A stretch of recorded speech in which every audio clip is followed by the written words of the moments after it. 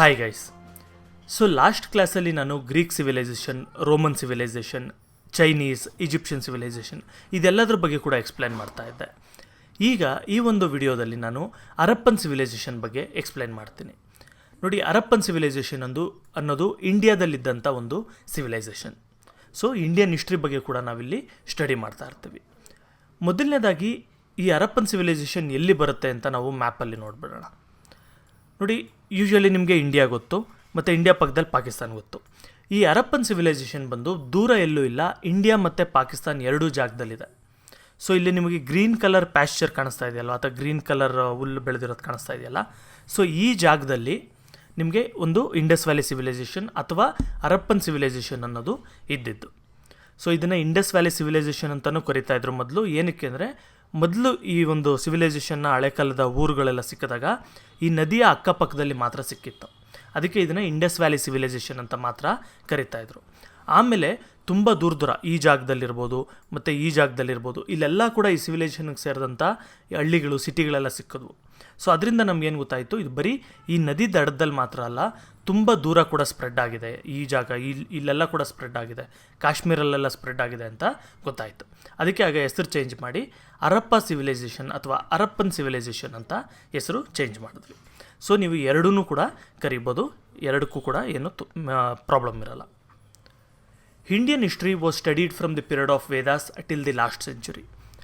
ನೋಡಿರಿ, ಮೊದಲು ಒಂದು 100 ವರ್ಷದ ಹಿಂದೆ ಅಂದ್ಕೊಳ್ಳಿ, ಅಥವಾ 100 ವರ್ಷ ಬೇಡ, ಮೊದಲು ನಾವು ಇಂಡಿಯನ್ ಹಿಸ್ಟ್ರಿನ ಸ್ಟಡಿ ಮಾಡುವಾಗ ಎಲ್ಲಿಂದ ಎಲ್ಲಿವರೆಗೂ ಸ್ಟಡಿ ಮಾಡ್ತಾ ಇದ್ವಿ.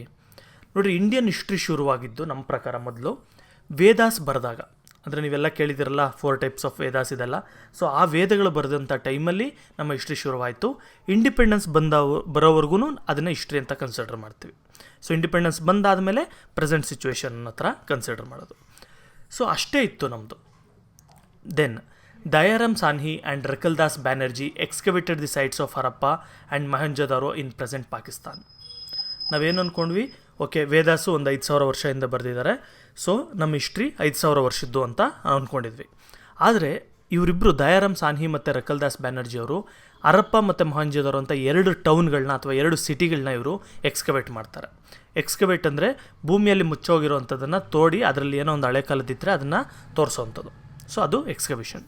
ಸೊ ಎಕ್ಸ್ಕವೇಟ್ ಮಾಡಿ ಹೇಳ್ತಾರೆ, ಓಕೆ, ಹರಪ್ಪ ಮತ್ತು ಮೊಹೆಂಜೊದಾರೋ ನಮ್ಮ ಇಂಡಿಯನ್ ಹಿಸ್ಟ್ರಿ ಪ್ರಕಾರ ಇಲ್ಲಿ ವೇದಾಸಿಂದ ಲೆಕ್ಕ ತೊಗೊಂಡ್ರೆ ಒಂದು 5000 ಇಯರ್ಸ್ ಮಾತ್ರ ಹಳೇದಿರಬೇಕಿತ್ತು.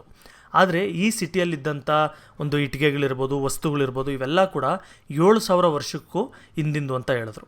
ಸೊ ಅದರಿಂದ ಏನು ಗೊತ್ತಾಯಿತು, ಮೊದಲು 5000 ವರ್ಷದಿಂದ ಇಂಡಿಯನ್ ಸಿವಿಲೈಸೇಷನ್ ಇತ್ತು ಅಂದ್ಕೊಂಡಿದ್ವಿ, ಆದರೆ ಅದು ಇನ್ನೂ 2000 ವರ್ಷ ಜಾಸ್ತಿಯಾಗಿ ಟೋಟಲಾಗಿ 7000 ವರ್ಷದಿಂದ ಇಂಡಿಯನ್ ಹಿಸ್ಟ್ರಿ ಇದೆ ಅಂತ ಗೊತ್ತಾಗುತ್ತೆ.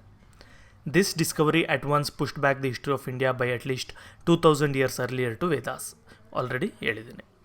It was called the Indus Valley Civilization because some of its important sites which were excavated first are located in the valley of river Indus and its tributaries. So already ಹೇಳಿದೆ, ಇದನ್ನು Indus valley civilisation ಅಂತ ಏನಕ್ಕೆ ಕರೀತಾ ಇದ್ರು, ಆ ನದಿಯ ಸುತ್ತಮುತ್ತ ಮಾತ್ರ ಈ ಒಂದು ಹರಪ್ಪ ಮತ್ತು ಮೊಹೆಂಜೊದಾರೋ ಸಿಕ್ಕಿದ್ದು. ಆಮೇಲೆ ಬೇರೆ ಬೇರೆ ಕಡೆ ಕೂಡ ಸಿಗ್ತಾ ಇತ್ತು. During the research, as many as 1500 sites have been found belonging to this civilization. ನೋಡ್ರಿ, ಆಮೇಲೆ ತುಂಬ ರಿಸರ್ಚ್ ಎಲ್ಲ ಮಾಡ್ತಾ ನಮ್ಗೆ ಇಂಡಿಪೆಂಡೆನ್ಸ್ ಬಂದಮೇಲೆ ನಾವೆಲ್ಲ ಕಡೆ ನೋಡ್ತಾ ಹೋಗ್ತಾ ಇದ್ರೆ, ಮೊದಲು 2-3 ಮಾತ್ರ ಸಿಕ್ಕಿತ್ತು. ಆಮೇಲೆ ಒಟ್ಟಿಗೆ 1500 ಸೈಟ್ಗಳು ಸಿಕ್ಕಿದ್ವು. ಸೈಟ್ಗಳಂದರೆ ಮಾಮೂಲಿ ನಮ್ಮ ಸೈಟ್ ಅಂತಲ್ಲ, ಜಾಗ ಅಂತ ಅರ್ಥ ಸೈಟ್ ಅಂದರೆ.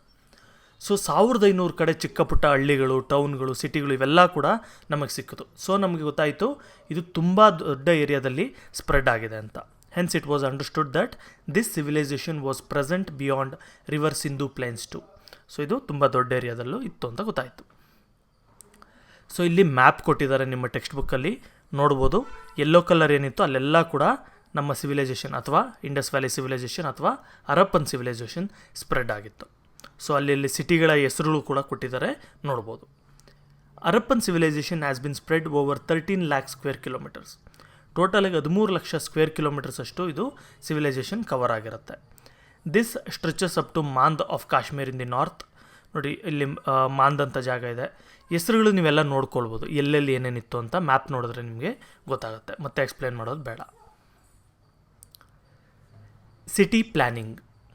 ಏನು ಸಿಟಿ ಪ್ಲ್ಯಾನಿಂಗ್ ಅಂದರೆ, ನೀವೀಗ ಯಾವುದಾದ್ರು ತುಂಬ ಹಳ್ಳಿಯಲ್ಲಿ ಹೋಗಿ ನೋಡ್ಬೋದು, ಅಂದರೆ ಇವಾಗೆಲ್ಲ ಆಲ್ಮೋಸ್ಟ್ ಆಲ್ ಕರ್ನಾಟಕದಲ್ಲಿ ಎಲ್ಲ ಹಳ್ಳಿಗಳು ಕೂಡ ಡೆವಲಪ್ ಆಗಿದೆ. ಆದರೆ ಕೆಲವು ರೀಜನಲ್ಲಿ ನೀವು ನೋಡ್ಬೋದು ಸರಿಯಾಗಿ ಟೌನ್ ಪ್ಲ್ಯಾನಿಂಗ್ ಅಥವಾ ಸಿಟಿ ಪ್ಲ್ಯಾನಿಂಗ್ ಇರೋದಿಲ್ಲ ಅಂತ ಕಡೆ. ಅಲ್ಲೇನಿರುತ್ತೆ, ರೋಡು ಸೊಟ್ಟಪಟ್ಟ ಹೋಗಿರುತ್ತೆ. ನೀವು ಸಿಟಿಯಲ್ಲೂ ಕೂಡ ಸುಮಾರು ನೋಡ್ಬೋದು, ಬೆಂಗಳೂರಂಥ ಸಿಟಿಗಳಲ್ಲೂ ಕೂಡ ಸರಿಯಾಗಿ ಟೌನ್ ಪ್ಲ್ಯಾನಿಂಗ್ ಅಥವಾ ಸಿಟಿ ಪ್ಲ್ಯಾನಿಂಗ್ ಆಗಿರೋದಿಲ್ಲ. ರೋಡ್ ಸೊಟ್ಟ ಹೋಗಿರುತ್ತೆ, ಒಂದು ಕಡೆ ರೋಡ್ ಅಗಲ ಆಗಿ ಒಂದು ಕಡೆ ಸಣ್ಣ ಆಗುತ್ತೆ, ಒಂದು ಮನೆ ಇರುತ್ತೆ, ಆ ಮನೆ ಸುತ್ತ ಒಂದು ರೌಂಡ್ ಆಗುತ್ತೆ. ಈ ಥರ ಸುಮಾರು ನಾವು ನೋಡ್ಬೋದು. ಆದರೆ ಸಿಟಿ ಪ್ಲ್ಯಾನಿಂಗ್ ಕರೆಕ್ಟಾಗಿತ್ತು ಅಂದರೆ ನಾವೇನು ನೋಡ್ತೀವಿ, ಲೇಔಟ್ಸ್ನ ನೋಡ್ತೀವಿ. ಅಂದರೆ ರೋಡು 10 ಅಡಿ ರೋಡ್ ಅಂದರೆ 10 ಅಡಿನೇ, ಇಲ್ಲಿ ಸ್ಟಾರ್ಟಿಂಗಲ್ಲಿ 10 ಅಡಿ ಅಗಲ ಇದ್ದರೆ ಎಂಡಿಂಗಲ್ಲೂ ಕೂಡ 10 ಅಡಿ ಅಗಲ ಇರುತ್ತೆ. ಆ ಥರ ಕರೆಕ್ಟಾಗಿರುವಂಥ ಸ್ಟ್ರೈಟಾಗಿರುವಂಥ ರೋಡ್ಗಳನ್ನ ನೋಡ್ತೀವಿ. ಮತ್ತು ಕರೆಕ್ಟಾಗಿ ಅದಕ್ಕೆ ಮೋರಿಗಳಿರುತ್ತೆ ನೋಡ್ತೀವಿ. ಇವೆಲ್ಲ ಇದ್ದರೆ ಅದನ್ನು ನಾವು ಸಿಟಿ ಪ್ಲ್ಯಾನಿಂಗ್ ಅಂತ ಅಥವಾ ಕರೆಕ್ಟ್ ಸಿಟಿ ಪ್ಲ್ಯಾನಿಂಗ್ ಅಂತ ಕರಿತೀವಿ. The cities of Harappan civilisation were well planned. ನೋಡಿ, ಹರಪ್ಪನ್ ಸಿವಿಲೈಸೇಷನಲ್ಲಿದ್ದಂಥ ಸಿಟಿಗಳು ಕೂಡ ತುಂಬ ವೆಲ್ ಪ್ಲ್ಯಾನ್ಡ್ ಆಗಿತ್ತು. ಅಂದರೆ ಇಲ್ಲೂ ಕೂಡ ಕರೆಕ್ಟಾಗಿ ರೋಡ್ಗಳಿರ್ಬೋದು, ಕರೆಕ್ಟಾಗಿ ಮೋರಿಗಳಿರ್ಬೋದು, ಮತ್ತು ಕರೆಕ್ಟಾಗಿ ಕ್ರಾಸು ಮೈನು ಈ ಟೈಪೆಲ್ಲ ಕರೆಕ್ಟಾಗಿತ್ತು ಅಂತ ಅರ್ಥ. They were protected by sports. ನೋಡಿರಿ, ಈ ಸಿಟಿಗಳ ಸುತ್ತ ಕೂಡ ಇವರು ಒಂದು ಕೋಟೆಗಳನ್ನ ಕಟ್ಕೊಳ್ತಾ ಇದ್ರು. ಫೋರ್ಟ್ ಅಂದರೆ ಕೋಟೆ. Wide roads, public Wells, multi storeyed buildings and well planned drainage system are important features of Harappan cities. ಈಗ ನಾವು ಸಿಟಿ ಪ್ಲ್ಯಾನಿಂಗ್ ಚೆನ್ನಾಗಿತ್ತು ಅಂತ ಹೇಳ್ಬಿಟ್ವಿ. ಹರಪ್ಪನ್ ಸಿವಿಲೈಸೇಷನಲ್ಲಿ ಯಾವ ಥರ ಇತ್ತು? ದೆರ್ ವೇರ್ ವೈಡ್ ರೋಡ್ಸ್, ತುಂಬ ಅಗಲವಾದಂಥ ರೋಡ್ಗಳಿತ್ತು. ಪಬ್ಲಿಕ್ ವೆಲ್ಸ್ ಅಂದರೆ ಜನರೆಲ್ಲ ಹೋಗಿ ನೀರು ತಗೊಳ್ಳೋದಕ್ಕೆ ಬಾವಿಗಳಿರ್ತಾ ಇತ್ತು. ಮಲ್ಟಿ ಸ್ಟೋರಿಡ್ ಬಿಲ್ಡಿಂಗ್ಸ್ ಅಂದರೆ 2 ಫ್ಲೋರ್ 3 ಫ್ಲೋರ್ನ ಮನೆಗಳೆಲ್ಲ ಇರ್ತಾಯಿತ್ತು. And well planned drainage system. ಈಗ ನಾವೇನು ಡ್ರೈನೇಜ್ ಸಿಸ್ಟಮ್ ಅಂತ ಹೇಳ್ತೀವಿ, ವೇಸ್ಟ್ ವಾಟರ್ ಎಲ್ಲ ಹೋಗೋಕ್ಕೆ, ಅದು ಮೋರಿ, ಇವೆಲ್ಲ ಕೂಡ ಕರೆಕ್ಟಾಗಿ ಪ್ಲ್ಯಾನ್ ಮಾಡಿ ಇತ್ತಂಥದ್ದು. ಯಾವ ಥರ ಅಂದರೆ, ಈಗ ನಾವು ಮೋರಿ ನೋಡಿರ್ಬೋದು, ಮೋರಿ ಮೇಲೆ ಕಲ್ಲು ಹಾಕ್ತಾರೆ, ಯಾರು ಬೀಳಬಾರ್ದು, ಅದ್ರ ಮೇಲೆ ಓಡಾಡ್ಬೋದು ಬೇಕಾದರೆ ಅಂತ. ಸೊ ಈ ಥರದನ್ನು ಹರಪ್ಪನ್ ಸಿವಿಲೈಸೇಷನ್ ಟೈಮಲ್ಲಿ ಅಂದರೆ 7000 ವರ್ಷದ ಹಿಂದೆಯೇ ಅವರು ಪ್ಲ್ಯಾನ್ ಮಾಡಿ ಅದೇ ಥರ ಯೂಸ್ ಮಾಡ್ತಾಯಿದ್ರು. ಏನಾದರೂ ಒಂದು ಹೊಡೆದೋಯ್ತಾ, ಆ ಕಲ್ಲು ಥರದನ್ನು ತೆಗೆದುಬಿಟ್ಟು ಬೇರೆ ಕಲ್ಲು ಹಾಕ್ತಾಯಿದ್ರು, ಆ ಥರ. The drainage system is A great achievement of our ancestors. ನೋಡಿರಿ, ಇಲ್ಲಿ ಇವೆಲ್ಲದರಲ್ಲೂ ಕೂಡ ಅಷ್ಟೇ. ನೋಡಿ, ನಾವೀಗ ಬೇರೆ ಬೇರೆ ಸಿವಿಲೈಸೇಷನ್ನು ನೋಡ್ತೀವಿ, ಅಲ್ಲೂ ಬಾವಿಗಳಿರುತ್ತೆ, ಅಲ್ಲೂ ಬಿಲ್ಡಿಂಗ್ಗಳಿರುತ್ತೆ, ಅಲ್ಲೂ ರೋಡ್ಗಳಿರುತ್ತೆ. ಆದರೆ ಹರಪ್ಪನ್ ಸಿವಿಲೈಸೇಷನ್ ಏನಕ್ಕೆ ತುಂಬ ಗ್ರೇಟ್ ಅಂತ ಹೇಳಿದ್ರೆ, ಇಲ್ಲಿ ತುಂಬ ಒಳ್ಳೆ ಡ್ರೈನೇಜ್ ಸಿಸ್ಟಮ್ ಇತ್ತು. ಅಂದರೆ ಮನೆಯಲ್ಲಿ ನಾವು ಎಕ್ಸ್ಕ್ರೀಟ್ ಟಾಯ್ಲೆಟ್ಗೆ ಹೋಗಿರೋ ನೀರು ಹೋಗೋದಕ್ಕಿರ್ಬೋದು, ಪಾತ್ರೆ ತೊಳೆದಿರೋ ನೀರು ಹೋಗೋದಕ್ಕಿರ್ಬೋದು, ಇದೆಲ್ಲದಕ್ಕೂ ಕೂಡ ಡ್ರೈನೇಜ್ ಸಿಸ್ಟಮ್ನ ಮಾಡಿದರು. ಯಾವಾಗ? 7000 ವರ್ಷದಿಂದ. ಇದು ನಮಗೆ ತುಂಬ ದೊಡ್ಡ ಅಚೀವ್ಮೆಂಟ್ ಅಂತ ಹೇಳ್ಬೋದು.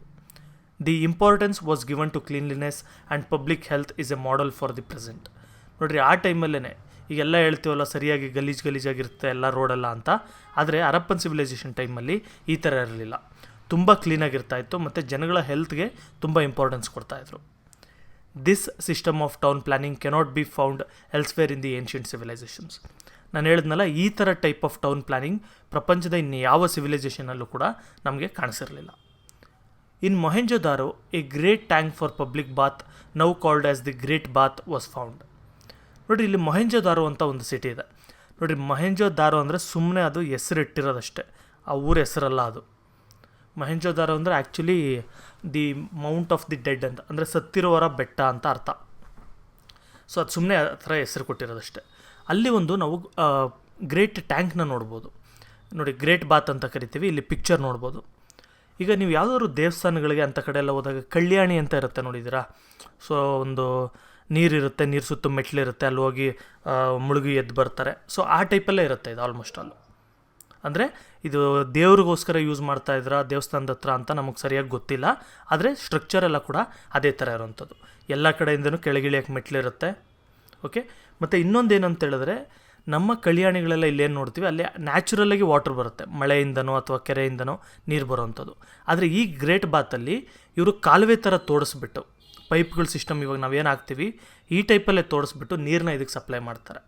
ಒಂದು ಸರಿ ನೀರೇನಾದರೂ ಹಳೇದಾಯಿತು ಅಂದರೆ ಸ್ವಿಮ್ಮಿಂಗ್ ಪೂಲಿಂದ ಈಚೆ ಹಾಕಲ್ವ ನೀರು, ಅದೇ ಥರ ಇಲ್ಲೂ ಕೂಡ ಒಂದು ಸಣ್ಣ ಪೈಪ್ಗಳು ಯೂಸ್ ಮಾಡಿಕೊಂಡು ಈ ನೀರು ಈಚೆ ಹೋಗೋಕ್ಕೆ ಕೂಡ ವ್ಯವಸ್ಥೆ ಮಾಡಿರ್ತಾರೆ.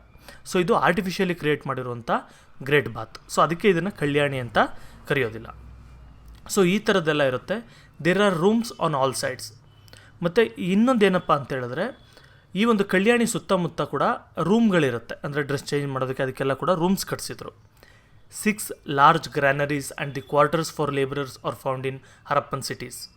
ನೋಡಿ, ಹರಪ್ಪನ್ ಸಿಟೀಸಲ್ಲಿ ಇನ್ನೂ ಏನು ಸಿಕ್ಕಿದೆ ನಮಗೆ ಅಂದರೆ, ಈ ಗ್ರ್ಯಾನರೀಸ್ ಸಿಕ್ಕಿದೆ. ಗ್ರ್ಯಾನರೀಸ್ ಅಂದರೆ ಏನು ಗೊತ್ತಲ್ವ ನಿಮಗೆ?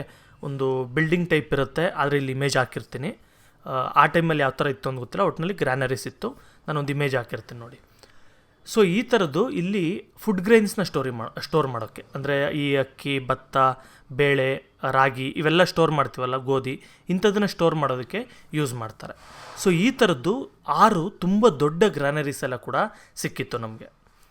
ಜೊತೆಗೆ ಲೇಬರರ್ಸ್ ಕ್ವಾರ್ಟರ್ಸ್, ಅಂದರೆ ಈ ಕೆಲಸ ಮಾಡೋರೆಲ್ಲ ಮಲಗೋದಕ್ಕೆ ಇರೋದಕ್ಕೆ ಜಾಗ ಬೇಕಲ್ಲ, ಸೊ ಆ ಥರ ಕ್ವಾರ್ಟರ್ಸ್ ಕೂಡ ಇವರು ಕಟ್ಟಿಸಿದ್ರು. Lothal was a popular harbour in those days. ನಮಗೆ ಇನ್ನೊಂದು ಸಿಟಿ ಸಿಕ್ಕಿದೆ, ಲೋಥಾಲ್ ಅಂತ ಹೇಳ್ಬಿಟ್ಟು, ಗುಜರಾತ್ ಹತ್ರ. ಇದು ತುಂಬ ಪಾಪ್ಯುಲರ್ ಹಾರ್ಬರ್ ಆಗಿತ್ತು. ಹಾರ್ಬರ್ ಅಂದ್ರೇನು, ಶಿಪ್ ಬಂದು ನಿಲ್ಲೋದು ಇದೆಲ್ಲ ಮಾಡುತ್ತಲ್ಲ, ಓಡಾಡೋದು, ಅದೆಲ್ಲ ಆ ಒಂದು ಜಾಗ. ಎಕನಾಮಿಕ್ಸ್ ನೋಡೋಣ, ಎಕನಾಮಿಕ್ಸ್ ಯಾವ ಥರ ಇತ್ತು ಅಂತ. The weaving of cotton and woollen clothes were one of their main occupations.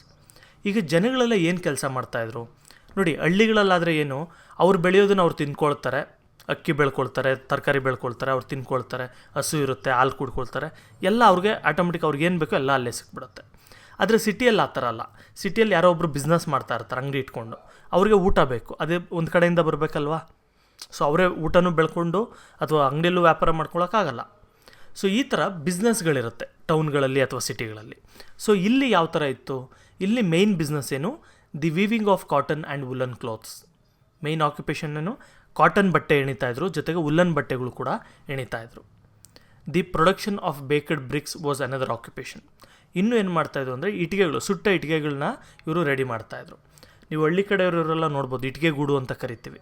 So ಇಟ್ಟಿಗೆಗಳನ್ನೆಲ್ಲ ಮಾಡಿಬಿಟ್ಟು ತ್ಯಾವದ ಮಣ್ಣಲ್ಲಿ ಒಂದು ಕಡೆ ಇಟ್ಬಿಟ್ಟು ಅದನ್ನು ಸುಟ್ಟುಬಿಟ್ಟು ಒಣಗಿಸ್ತೀವಿ ನಾವು. ಸೊ ಆ ಥರದ್ದು ಮಾಡ್ತಾಯಿದ್ರು. ದೇ ಡಿಡ್ ಅನಿಮಲ್ ಹಸ್ಬೆಂಡ್ರಿ, ಅಂದರೆ ಹಸುಗಳನ್ನ, ಮೇಕೆಗಳನ್ನ, ಕುರಿಗಳನ್ನೆಲ್ಲ ಸಾಕೋದು, ಇವೆಲ್ಲ ಮಾಡ್ತಾಯಿದ್ರು. Cattle, goats, pigs, cats, dogs, camels and donkeys were usually reared. ಇವರು ಯಾವ ಯಾವ ಪ್ರಾಣಿ ಸಾಕ್ತಾಯಿದ್ರು. ಕ್ಯಾಟಲ್ ಅಂದರೆ ಹಸು, ಎಮ್ಮೆ, ಇವೆಲ್ಲ ಈ ಕ್ಯಾಟರಿಗೆ ಸೇರೋವೆಲ್ಲ ಕ್ಯಾಟಲ್ ಅಂತೀವಿ. ಸೊ ಅದು goats, pigs, cats, dogs, camels ಇವೆಲ್ಲ ಕೂಡ ಅವರು ಸಾಕ್ತಾಯಿದ್ರು. The credit for growing cotton for the first time goes to India. ನೋಡಿರಿ, ಕಾಟನ್ನ ಮೊದಲು ಬೆಳೀತಾ ಇದ್ದಿದ್ದು ಇಂಡಿಯಾದಲ್ಲಿ, ಆಮೇಲೆ ಇಲ್ಲಿಂದ ಈಜಿಪ್ಟ್ಗೆ ಹೋಗಿ ಅಲ್ಲೂ ಬೆಳೆಯೋಕ್ಕೆ ಶುರು ಮಾಡಿದ್ದು. Greeks called it sindon as it was produced in the Indus valley. ನೋಡಿ, ಗ್ರೀಕ್ಸ್ ಎಲ್ಲ ಕೂಡ ಈ ಕಾಟನ್ನ ಏನಂತ ಕರೀತಾಯಿದ್ರು, ಸಿಂಧೂನ್ ಅಂತ ಕರೀತಾಯಿದ್ರು. ಅಂದ್ರೇನು, ಅವರು ಕಾಟನ್ ಅಂತ ಕರೀತಾರೆ, ಕಾಟನ್ನೇ ಅವರು ಸಿಂಧೂನನ್ನು ಕರೀತಾಯಿದ್ರು. ಯಾಕೆಂದರೆ ಅದು ಸಿಂಧೂ ನದಿ. ನೋಡಿ, ಇಂಡಸ್ ಅಂದರೆ ಅದು ನಮ್ಮ ಇಂಡಿಯನ್ ಭಾಷೆಗಳಲ್ಲಿ ಸಿಂಧೂ ನದಿ ಅಂತ ಕರಿತೀವಿ. ಸೊ ಅಲ್ಲಿ ಬೆಳೀತಾ ಇದ್ದಿದ್ದರಿಂದ ಅಥವಾ ಅಲ್ಲಿ ರೆಡಿ ಆಗ್ತಾ ಇದ್ದಿದ್ದರಿಂದ ಈ ಬಟ್ಟೆಗೆ ಆ ಹೆಸರು ಬಂದಿದ್ದು. ಅರಪ್ಪನ್ಸ್ ಆ್ಯಡ್ ಟ್ರೇಡ್ ರಿಲೇಷನ್ಶಿಪ್ಸ್ ವಿತ್ ಮೆಸೊಪೊಟೋಮಿಯನ್ಸ್. ನೋಡಿ, ನಾನು ಪ್ರೀವಿಯಸ್ಲಿ ಮೆಸೊಪೊಟೋಮಿಯನ್ ಸಿವಿಲೈಸೇಷನ್ ಬಗ್ಗೆ ಹೇಳೋಗೂ ಕೂಡ ನಿಮ್ಗೆ ಹೇಳಿದ್ದೆ. ಹರಪ್ಪ ಸಿವಿಲೈಸೇಷನ್ ಮತ್ತು ಮೆಸೊಪೊಟೋಮಿಯನ್ ಸಿವಿಲೈಸೇಷನ್ ಇಬ್ಬರೂ ಕೂಡ ಬಿಸ್ನೆಸ್ ಮಾಡ್ತಾಯಿದ್ರು ಅಂತ ಗೊತ್ತಾಗುತ್ತೆ. They called this civilisation as Meluhha. ನೋಡಿ, ಹರಪ್ಪನ್ಸು ನಮ್ಮ ಸಿವಿಲೈಸೇಷನ್ ಏನಂತ ಕರಿತಾಯಿದ್ರು, ಹರಪ್ಪ ಸಿವಿಲೈಸೇಷನ್ ಅಂತ ಕರಿತಿರಲಿಲ್ಲ, ಮೆಲುಹಾ ಅಂತ ಕರಿತಾಯಿದ್ರು. ಸೊ ಅದು ಅವರು ನಮಗೆ ಕೊಟ್ಟಂಥ ಹೆಸರು. They carried out trade activities through the Lothal port in Arabian C. ನಾನು ಆಗಲೇ ಹೇಳಿದ್ನಲ್ಲ, ಒಂದು ಲೋಥಾಲ್ ಅಂತ ಒಂದು ಜಾಗ ಸಿಕ್ಕಿತ್ತು ಅಂತ, ಅಲ್ಲಿ ಶಿಪ್ಗಳಿಗೆ ತುಂಬಿಟ್ಟು ಅಲ್ಲಿಂದ ಅವ್ರ ದೇಶಗಳಿಗೆ ತೊಗೊಂಡೋಗ್ತಾಯಿದ್ರು ಮೆಟೀರಿಯಲ್ಸ್ ಎಲ್ಲ. ನೋಡಿ, ಇಲ್ಲಿ ಇಮೇಜ್ಗಳಲ್ಲಿ ನೋಡ್ಬೋದು ನೀವು, ಈ ಪಶುಪತಿ ಅನ್ನೋ ಒಂದು ಸೀಲ್ ಸಿಕ್ಕಿದೆ. ಇಲ್ಲಿ ನೋಡ್ಬೋದು, ಯಾರೋ ಯೋಗ ಮಾಡ್ತಾಯಿದ್ದಾರೆ, ಸುತ್ತಮುತ್ತ ಹಸುಗಳು ಎಲ್ಲ ಇದೆ. ಈ ಥರ ಸೀಲ್ಗಳು, ಸುಮಾರು ಸೀಲ್ಗಳು, ಜೊತೆಗೆ ಒಂದು ಹುಡುಗಿದ ಐಡಲ್ ಇರ್ಬೋದು, ಒಂದು ದೇವರ ಐಡಲ್ ಇರ್ಬೋದು, ಒಬ್ಬ ವ್ಯಕ್ತಿಯ ಐಡಲ್ ಇರ್ಬೋದು, ಮನುಷ್ಯರದು. ಇದರೆಲ್ಲ ಕೂಡ ನಮಗಲ್ಲಿ ಸಿಕ್ಕಿದೆ. Social life. ಈಗ ಇಷ್ಟೊತ್ತವರೆಗೂ ಎಕನಾಮಿಕ್ ಲೈಫ್ ನೋಡಿದ್ವಿ, ಅಂದರೆ ಬಿಸ್ನೆಸ್ ಇರ್ಬೋದು, ಇದೆಲ್ಲ ಯಾವ ಥರ ನಡೀತಾ ಇತ್ತು ಅಂತ. ಈಗ ನಾವು ಜನಗಳ ಜೀವನ ಯಾವ ಥರ ಇತ್ತು, ಸೊಸೈಟಿ ಯಾವ ಥರ ಇತ್ತು ಅಂತ ಕೂಡ ನೋಡೋಣ. Both men and women var fond of decorating themselves. ನೋಡಿರಿ, ಇಲ್ಲಿ ಇದ್ದಂಥ ಜನ, ಗಂಡಸರಿರ್ಬೋದು, ಹೆಣ್ಮಕ್ಳಿರ್ಬೋದು, ಎಲ್ಲರೂ ಕೂಡ ಅವ್ರು ಡೆಕೋರೇಟ್ ಮಾಡ್ಕೊಳ್ತಾಯಿದ್ರು. ಅಂದರೆ ಒಡವೆಗಳು ಹಾಕ್ಕೊಳ್ಳೋದು, ಆ ಥರ ಎಲ್ಲ ಕೂಡ ಮಾಡ್ತಾಯಿದ್ರು. The women use to wear some of the ornaments like necklaces, fillets, armlets, finger rings, bangles, earrings and nose studs. ನೋಡಿ, ನೆಕ್ಲೆಸ್ಗಳಿರ್ಬೋದು ಅಥವಾ ಬ್ಯಾಂಗಲ್ಸ್ ಇರ್ಬೋದು, ಇವೆಲ್ಲ ಏನು ಇವಾಗ ಒಡವೆಗಳು ಹಾಕ್ಕೊಳ್ತೀವಿ, ಆ ಥರನೇ ಅವರು ಕೂಡ ಆ ಟೈಮಲ್ಲಿ ಒಡವೆಗಳು ಹಾಕ್ಕೊಳ್ತಾಯಿದ್ರು. They were using cosmetics and knew the use of perfumes also. ನೋಡಿರಿ, ಆ ಕಾಲದಲ್ಲೇ ಕಾಸ್ಮೆಟಿಕ್ಸ್ ಯೂಸ್ ಮಾಡ್ತಾಯಿದ್ರು. ಕಾಸ್ಮೆಟಿಕ್ಸ್ ಅಂದರೆ ಏನು, ಇವಾಗ ಮೇಕಪ್ ಕಿಟ್ಟನಲ್ವ ಆ ಥರ, ಅಂದರೆ ಅದೆಲ್ಲ ಪೇಂಟು, ಬ್ರಷ್ ಎಲ್ಲ ಇರುತ್ತಲ್ಲ ಅದು. ಸೊ ಅದು ಜೊತೆಗೆ ಪರ್ಫ್ಯೂಮ್ಸ್ ಕೂಡ ಯೂಸ್ ಮಾಡ್ತಾಯಿದ್ರು. ಏನು ಪರ್ಫ್ಯೂಮ್ಸ್ ಅಂದರೆ, ಒಳ್ಳೆ ಸ್ಮೆಲ್ ಬರೋದಕ್ಕೆ ಅಂತ ಹಾಕ್ಕೊಳ್ತಾರಲ್ಲ ಆ ಥರದ್ದು. The men were also equally decorated themselves. ನೋಡಿ, ಹೆಣ್ಮಕ್ಳು ಮಾತ್ರ ಡೆಕೋರೇಟ್ ಮಾಡ್ಕೊಳ್ತಿರಲಿಲ್ಲ, ಗಂಡು ಹುಡುಗರು ಕೂಡ ಡೆಕೋರೇಟ್ ಮಾಡ್ಕೊಳ್ತಾರೆ. ಅವರು ಕೂಡ ಒಡವೆಗಳು ಹಾಕ್ಕೊಳ್ಳೋದಿರ್ಬೋದು, ಚೈನ್ಗಳು, ವಾಲೆಗಳು ಹಾಕ್ಕೊಳ್ಳೋದು, ಇವೆಲ್ಲ ಕೂಡ ಮಾಡ್ತಿದ್ರು. Marbles, balls and dice were their sports. ಇವರು ಏನೇನು ಆಟ ಆಡ್ತಾಯಿದ್ರು ನೋಡಿ, ಇವ್ರಿಗೆ ಎಷ್ಟೊಂದು ಆಟ ಆಡ್ತಾ ಇರ್ತಾರೆ, ನಮ್ಗೆ ಅದೆಲ್ಲ ಗೊತ್ತಾಗಿಲ್ಲ. ಆದರೆ ನಮಗೆ ಕ್ಲೂ ಸಿಕ್ಕಿರೋದು ಅಥವಾ ನಮಗೆ ಪ್ರೂಫ್ ಇರೋವಂಥದ್ದು ಈ 3 ಆಟಗಳು. ಮಾರ್ಬಲ್ಸ್ ಅಂದರೆ ಗೊತ್ತಲ್ವ, ಗೋಲಿ ಆಟಗಳು ಅಂತ. ಆ ಟೈಪಲ್ಲಿ ಕೆಲವು ಆಟಗಳು ಆಡ್ತಾಯಿದ್ರು. ಬಾಲ್ಸ್ ಇದೇ ಆಟ ಅಂತ ನನಗೆ ಗೊತ್ತಿಲ್ಲ, ಸೊ ಅದೊಂದು ಆಟ ಆಡ್ತಾಯಿದ್ರು. ಮತ್ತು ಡೈಸ್, ಪಗಡೆ ಆಟ ಅಂತ ಹೇಳ್ತೀವಲ್ವ ನಾವು, ಅದು, ಇವೆಲ್ಲ ಕೂಡ ಅವರು ಆಟ ಆಡ್ತಾಯಿದ್ರು. Bullfighting was their major entertainment. ಈಗ ನಾವು ಏನು ಬುಲ್ ಫೈಟಿಂಗ್ ಅಂತ ಕರಿತೀವಿ, ಬುಲ್ ಫೈಟಿಂಗ್ ಅಂತ ಹೇಳಿದ್ರೆ ಒಂದು ಗೂಳಿ ಟೈಪ್ ಇರುತ್ತೆ. ಆ ಗೂಳಿನ ಇವರು ಅಂದರೆ ಅದ್ರ ಜೊತೆ ಫೈಟ್ ಮಾಡಿಬಿಟ್ಟು ಅದನ್ನು ತಣ್ಣಗೆ ಮಾಡಬೇಕು. ಅದು ಓಡ್ತಾ ಇರುತ್ತೆ, ಅದನ್ನು ಕಂಟ್ರೋಲ್ ಮಾಡಬೇಕು, ಆ ಥರದ್ದು. ಆದರೆ ಇಮೇಜ್ ಹಾಕಿರ್ತೀನಿ, ನಿಮ್ಗೆ ಗೊತ್ತಾಗುತ್ತೆ. ತಮಿಳ್ನಾಡಲ್ಲೆಲ್ಲ ಇದು ಜಲ್ಲಿಕಟ್ಟು ಅಂತಾರೆ, ತಮಿಳ್ನಾಡು, ಕೇರಳದಲ್ಲಿ. ನಮ್ಮಲ್ಲಿ ಏನು ಹೇಳ್ತಾರೆ ಗೊತ್ತಿಲ್ಲ. ಸೊ ಈ ಥರ ಬುಲ್ ಫೈಟಿಂಗ್ ಎಲ್ಲ ಕೂಡ ಅವರು ಮೇಜರ್ ಎಂಟರ್ಟೈನ್ಮೆಂಟ್ ಆಗಿತ್ತು ಅವ್ರಿಗೆ. Toys depicting bullock carts were there for the children along with dolls. ನೋಡಿರಿ, ಕೆಲವು ಇವರು ಆಟ ಸಾಮಾನು ಇತ್ತಲ್ಲ ಮಕ್ಕಳಿಗೆ, ಇವಾಗ ನಿಮ್ಗೆ ಆಟ ಆಡೋದಕ್ಕೆಲ್ಲ ಗೊಂಬೆಗಳು ಕೊಡ್ತಾರಲ್ಲ, ಆ ಥರ ಇಲ್ಲಿದ್ದಂಥ ಮಕ್ಕಳು ಕೂಡ ಸುಮಾರು ಗೊಂಬೆಗಳನ್ನ ಯೂಸ್ ಮಾಡ್ತಾಯಿದ್ರು. ಅದರಲ್ಲಿ ಕೆಲವು ಬುಲಕ್ ಕಾರ್ಟ್ಸ್ ಅಂದರೆ ಎತ್ತಿನ ಗಾಡಿ ಥರದ್ದು ಗೊಂಬೆಗಳು ಸಿಕ್ಕಿದೆ ನಮಗೆ. ಮತ್ತು ಈ ಕೆಲವು ಡಾಲ್ಸ್ ಅಂದರೆ ಒಂದು ಹುಡುಗಿ ಥರ, ಹುಡುಗ ಥರ ಡಾಲ್ ಇರ್ಬೋದು, ದೇವ್ರ ಥರ ಡಾಲ್ ಇರ್ಬೋದು, ಇಂಥವೆಲ್ಲ ಕೂಡ ನಮಗೆ ಸಿಕ್ಕಿದೆ ಆ ಕಾಲದ್ದು. ನೆಕ್ಸ್ಟ್ ಬಂದು art. Small idols of mother goddesses made of clay have been found in large numbers. ನೋಡಿ, ಇಲ್ಲಿ ಮದರ್ ಗಾಡೆಸ್ನ ಸೇರಿದಂಥ, ನೋಡಿ ಈ ಟೈಪಲ್ಲಿದ್ದಂಥ ದೇವರ ವಿಗ್ರಹ ಅಂದ್ಕೊಳ್ಳಿ, ಈ ಥರ ವಿಗ್ರಹಗಳು ಸುಮಾರು ಸಿಕ್ಕಿದೆ. ಇದು ಮಣ್ಣಲ್ಲಿ ಮಾಡಿರೋಂಥವು. More than 2000 terracotta seals have been found. ಜೊತೆಗೆ ಟೆರಕೋಟಾ ಸೀಲ್ಸ್ಗಳು, ನೋಡಿ ಟೆರಕೋಟಾ ಅಂತ ಹೇಳಿದ್ರೆ ಮಣ್ಣಿಂದ ಮಾಡಿರೋದು ಅಂತ ಅರ್ಥ ಅಷ್ಟೆ. ಸೊ ಮಣ್ಣಿಂದ ಮಾಡಿರೋಂಥ ಸೀಲ್ಗಳು ಕೂಡ ಸಿಕ್ಕಿದೆ, ಇಲ್ಲಿ ನೋಡ್ಬೋದು ಇಮೇಜ್ಗಳಲ್ಲಿ. ಈ ಥರದ್ದು ಹತ್ತತ್ರ 2000ಕ್ಕೂ ಹೆಚ್ಚು ಸೀಲ್ಗಳು ನಮಗೆ ಸಿಕ್ಕಿದೆ. A dancing girls figurine statue and a beard man stone idol are beautiful artefacts that have been found. ಜೊತೆಗೆ ಒಂದು ಇಲ್ಲಿ ಡ್ಯಾನ್ಸಿಂಗ್ ಗರ್ಲ್ದು ಒಂದು ವಿಗ್ರಹ ಮತ್ತು ಬಿಯರ್ಡೆಡ್ ಮ್ಯಾನ್ದು ಒಂದು ಸ್ಕಲ್ಪ್ಚರ್ ಕೂಡ ಸಿಕ್ಕಿರೋವಂಥದ್ದು. ರಿಲಿಜಿಯನ್. ಈಗ ನಮಗೆ ಯಾವ ರಿಲಿಜನ್ ಫಾಲೋ ಮಾಡ್ತಾಯಿದ್ರು? ಹಿಂದೂಯಿಸಮ್ನ ಫಾಲೋ ಮಾಡ್ತಾಯಿದ್ರ, ಕ್ರಿಶ್ಚಿಯಾನಿಟಿನ ಫಾಲೋ ಮಾಡ್ತಾಯಿದ್ರ, ಯಾವುದು ಫಾಲೋ ಮಾಡ್ತಾಯಿದ್ರು? ಈಗ ಅವರು ಕ್ರಿಶ್ಚಿಯಾನಿಟಿ, ಇಸ್ಲಾಮ್ ಇದೆಲ್ಲ ಫಾಲೋ ಮಾಡ್ತಿರಲ್ಲ, ಯಾಕಂದರೆ ಅದೆಲ್ಲ ಕೂಡ ಈಗ 2000 ವರ್ಷಗಳಿಂದ ಬಂದಂಥವು. ಸೊ ಅದಕ್ಕೂ ಮೊದಲು ಯಾವ ರಿಲಿಜನ್ ಇತ್ತು, ಯಾವುದು ಫಾಲೋ ಮಾಡ್ತಾಯಿದ್ರು ಅಂತ ನೋಡಬೇಕು. ಕೆಲವರು ಪ್ರಕಾರ ಹಿಂದೂಯಿಸಮ್ನ ಫಾಲೋ ಮಾಡ್ತಾಯಿದ್ರು, ಕೆಲವು ಪ್ರಕಾರ ಇಲ್ಲ ಪ್ರಿಮಿಟಿವ್ ಹಿಂದೂಯಿಸಮ್, ಅಂದರೆ ಹಿಂದೂಯಿಸಮ್ ಎವಾಲ್ವ್ ಆಗೋದಕ್ಕೂ ಮೊದಲಿದ್ದಂಥ ಒಂದು ಫಾರ್ಮ್ನ ಇವರು ಫಾಲೋ ಮಾಡ್ತಾಯಿದ್ರು ಅಂತ ಅಂತಾರೆ, ಹಿಂದೂಯಿಸಮ್ ಅಂತ ಅಂದ್ಕೊಳ್ಳಿ. People worshipped Pashupati, mother goddess. ನೋಡಿ, ಜನಗಳು ಯಾರನ್ನ ಪೂಜೆ ಮಾಡ್ತಾಯಿದ್ರು? ಪಶುಪತಿ. ಪಶುಪತಿ ಅಂದರೆ ಶಿವಗೆ, ಅಂದರೆ ಈಶ್ವರ ದೇವರಿದೆಯಲ್ಲ, ಆ ದೇವರಿಗೆ ಇನ್ನೊಂದು ಹೆಸರು. ಸೊ ಆ ದೇವ್ರನ್ನ ಪೂಜೆ ಮಾಡ್ತಾಯಿದ್ರು. ಜೊತೆಗೆ ಒಂದು ಮದರ್ ಗಾಡೆಸ್ ಅಂದರೆ ತಾಯಿ ದೇವರನ್ನ ಕೂಡ ಪೂಜೆ ಮಾಡ್ತಾಯಿದ್ರು. Peepal and neem trees, sun, fire, earth, water and snakes were also worshipped. ನೋಡಿ, ಈಗ ನಾವು ಹಿಂದೂಗಳಲ್ಲೂ ಏನೇನು ಪೂಜೆ ಮಾಡ್ತೀವಿ, ಬೇವಿನ ಗಿಡ ಇರ್ಬೋದು, ಅರಳಿ ಮರ ಇರ್ಬೋದು, ಮತ್ತು ಬೆಂಕಿ, ಮತ್ತು ಸೂರ್ಯ, ಭೂಮಿ, ನೀರು, ಅವುಗಳಿಗೂ ಪೂಜೆ ಮಾಡ್ತೀವಿ ನಾವು, ಉತ್ತಕ್ಕೆಲ್ಲ. ಸೊ ಈ ಥರ ಎಲ್ಲ ಕೂಡ ಅವರು ಕೂಡ ಪೂಜೆ ಮಾಡ್ತಾಯಿದ್ರು. ಸೊ ಹಿಂದೂಯಿಸಮ್ ಅಂತ ಅಂದ್ಕೊಳ್ಬೋದು. Fire pits are found in Kalibangan and Lothal which is the proof of fire rituals. ನೋಡಿರಿ, ಎಷ್ಟೊಂದು ಕಡೆ ಈಗ ಹೋಮಕುಂಡ ನೋಡಿದ್ದೀರಲ್ವ ನೀವು, ಇದೆಲ್ಲ ಇಮೇಜ್ಗಳಾಗ್ತಾ ಇರ್ತೀನಿ, ನೀವು ನೋಡ್ತಾ ಇರ್ಬೋದು. ಈ ಹೋಮಕುಂಡಗಳ ಥರ ಹೋಮಗಳಲ್ಲಿ ಏನು ನಾವು ಒಂದು ಸ್ವಲ್ಪ ಕಡ್ಡಿಯೆಲ್ಲ ಹಾಕಿ ಹೋಮ ಎಲ್ಲ ಮಾಡ್ತಾಯಿದ್ವಿ, ಯಜ್ಞ ಯಾಗಗಳು. ಸೊ ಈ ಥರ ಫೈರ್ ಪಿಟ್ಗಳು ಕೂಡ ಸುಮಾರು ಸಿಕ್ಕಿದೆ. ಅಂದರೆ ಇಲ್ಲಿ ಯಾವುದೋ ಒಂದು ಫೈರ್ ರಿಚುವಲ್ನ ಮಾಡ್ತಾಯಿದ್ರು, ಹೋಮನೋ ಯಜ್ಞ ಯಾಗ ಇದೇನಾದರೂ ಮಾಡ್ತಾಯಿದ್ರು ಅಂತ ನಮಗೆ ಗೊತ್ತಾಗ್ತಾ ಇದೆ. ಸ್ಕ್ರಿಪ್ಟ್ ಯಾವ ಥರ ಬರಿತಾಯಿದ್ರು? ಈಗ ನಮಗೆ ಈಜಿಪ್ಟಿಯನ್ ಸಿವಿಲೈಸೇಷನ್ ಎಲ್ಲ ಗೊತ್ತು ಯಾವ ಥರ ಬರಿತಾಯಿದ್ರು ಅಂತ. ಅಲ್ಲಿ ಒಂದು ಹೈರೋಗ್ಲಿಫಿಕ್ಸ್ ಯೂಸ್ ಮಾಡ್ತಾಯಿದ್ರು ಈಜಿಪ್ಷಿಯನ್ ಸಿವಿಲೈಸೇಷನಲ್ಲಿ. ಅದೇ ರೀತಿ ಮೆಸೊಪೊಟೋಮಿಯನ್ ಸಿವಿಲೈಸೇಷನ್ ಎಲ್ಲ ತೊಗೊಂಡ್ರೆ ಅಲ್ಲಿ ಕ್ಯೂನೆಫಾರ್ಮ್ ಯೂಸ್ ಮಾಡ್ತಾಯಿದ್ರು. ಸೊ ಇಂಡಿಯಾದಲ್ಲಿ ಅಥವಾ ಈ ಒಂದು ಹರಪ್ಪನ್ ಸಿವಿಲೈಸೇಷನಲ್ಲಿ ಯಾವ ಸ್ಕ್ರಿಪ್ಟ್ ಯೂಸ್ ಮಾಡ್ತಾಯಿದ್ರು? Harappan had developed their own unique script and language. ನೋಡಿ, ಹರಪ್ಪನ್ ಸಿವಿಲೈಸೇಷನ್ಗೂ ಅದರದ್ದೇ ಆದಂಥ ಒಂದು ಯೂನಿಕ್ ಸ್ಕ್ರಿಪ್ಟ್ ಮತ್ತು ಲ್ಯಾಂಗ್ವೇಜ್ ಇತ್ತು. ನೀವು ಇಲ್ಲಿ ಸ್ಟೋನ್ ಇದರಲ್ಲೆಲ್ಲ ನೋಡ್ಬೋದು, ಸೀಲ್ಗಳಲ್ಲಿ ಇದೆಲ್ಲ ಇದೆಯಲ್ಲ, ಇದು ಕ್ಯಾರೆಕ್ಟರ್ಸ್. ಈಗ ಸೀಲ್ಗಳಲ್ಲಿ ಹೆಸರು ಇರುತ್ತಲ್ಲ ಅಥವಾ ಏನಾದರೂ ಲೆಟರ್ಸ್ ಇರುತ್ತಲ್ಲ, ಆ ಥರ ಲೆಟರ್ಸ್ ಇದು ನೋಡ್ಬೋದು. The scholars have been trying hard to understand the writings on the seals but in vain. ನೋಡಿ, ಈಗ ನಮಗೆ ಈಜಿಪ್ಟಲ್ಲಿರೋಂಥ ಹೈರೋಗ್ಲಿಫಿಕ್ಸ್ ಇರ್ಬೋದು, ಅಥವಾ ನಮಗೆ ಏನು ಸುಮೇರಿಯಾದಲ್ಲಿ ಸಿಕ್ಕಿದಂಥ ಕ್ಯೂನಿಫಾರ್ಮ್ನ ಟ್ಯಾಬ್ಲೆಟ್ಸ್ ಇರ್ಬೋದು, ಇದೆಲ್ಲ ಕೂಡ ನಮ್ಗೆ ಅರ್ಥ ಆಗಿದೆ. ಅಂದರೆ ಅವ್ರು ಏನು ಬರೆದಿದ್ರು ಅಂದ್ಬಿಟ್ಟು ನಮಗೆ ಈಸಿಯಾಗಿ ಗೊತ್ತಾಯಿತು. ಅದರಿಂದನೇ ನಾವು ಹಮ್ಮುರಾಬಿ ಈ ಥರ ರೂಲ್ಸ್ ಮಾಡಿದ್ದ ಅದೆಲ್ಲ ಕೂಡ ನಮಗೆ ಗೊತ್ತಾಗೋದು. ಆದರೆ ಇಂಡಿಯಾದಲ್ಲಿ ಸಿಕ್ಕಿದಂಥ ಅಥವಾ ಹರಪ್ಪದಲ್ಲಿ ಸಿಕ್ಕಿದಂಥ ಈ ಸೀಲ್ಗಳು ಮತ್ತು ಈ ಒಂದು ಲ್ಯಾಂಗ್ವೇಜ್ ಏನಿದೆ, ಇದು ಯಾವುದೂ ಕೂಡ ನಮಗೆ ಅರ್ಥ ಆಗಿಲ್ಲ. ಇದು ತುಂಬ ಹಳೆ ಕಾಲದ್ದು. ಇದ್ರದ್ದು ಡಿಸೈಫರ್ ಮಾಡೋಕ್ಕೆ ನಮಗೆ ಆಗಿಲ್ಲ. Decline of cities. ಈಗ ಇಷ್ಟು ಚೆನ್ನಾಗಿತ್ತು ಸಿವಿಲೈಸೇಷನ್ ಅಂತ ಹೇಳಿದ್ವಿ. ಯಾವ ಥರ ರಿಲಿಜನ್ ಇತ್ತು, ಯಾವ ಥರ ಸ್ಕ್ರಿಪ್ಟ್ ಇತ್ತು, ಆರ್ಟ್ ಇತ್ತು, ಇಷ್ಟು ಕೋಟೆ ಕಟ್ಕೊಂಡಿದ್ರು ಅವರು, ಒಳ್ಳೆ ಕ್ಲೀನ್ಲಿನೆಸ್ ಇತ್ತು, ಬಿಲ್ಡಿಂಗ್ಗಳಿದ್ದು, ಇವೆಲ್ಲ ಗೊತ್ತಾಯಿತು ನಮಗೆ. ಈಗ ಮತ್ತು ಈ ಥರ ಇದ್ದಿದ್ದು ಏನಕ್ಕೆ ಈ ಸಿಟಿಗಳನ್ನೆಲ್ಲ ಬಿಟ್ಟು ಹೊರಗಡೆ ಹೋದ್ರು ಅವರು? ಸುಮ್ಮನೆ ಹೋಗ್ಬಿಡ್ತಾರಾ?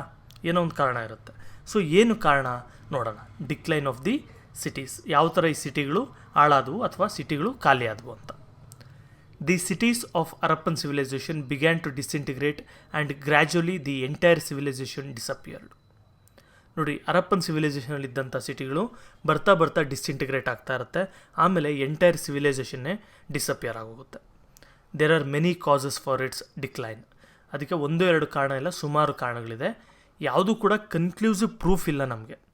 ಅವ್ರು ಏನಕ್ಕೆ ನೀವು ಸಿಟಿ ಬಿಟ್ಟೆಲ್ಲ ಖಾಲಿ ಮಾಡಿಬಿಟ್ರಿ ಸಿಟಿನ ಅಂದರೆ ನಮಗೆ ಕನ್ಕ್ಲೂಸಿವ್ ಪ್ರೂಫ್ ಇಲ್ಲ, ಬರೆದಿರೋ ಅಂಥದ್ದು ಯಾವುದೂ ಕೂಡ ಸಿಕ್ಕಿಲ್ಲ. ಆದರೆ ಕೆಲವು ಅಸಂಪ್ಷನ್ಸ್ ಇದೆ, ಆ ಅಸಂಪ್ಷನ್ಸ್ನ ನೋಡೋಣ. The floods at regular intervals in Indus and it's tributaries. ಏನು ಕಾರಣ ಆಗಿರ್ಬೋದು?